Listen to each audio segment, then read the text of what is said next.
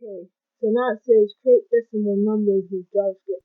We can store decimal numbers in variables. Two decimal numbers are sometimes referred to as floating point numbers or floats.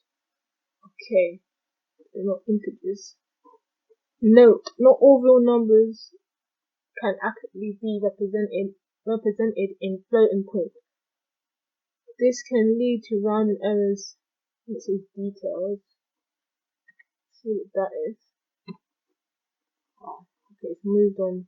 Okay, so it's basically giving you a definition of floating point on the computer. That's okay. Don't care about that. Let's go back.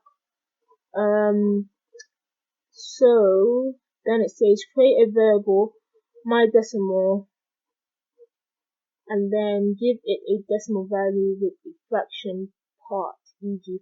5.7 fraction part. Okay, so it says variable. So they've given you one example. So it says only change code below these lines. So it says create a variable called my decimal. Right?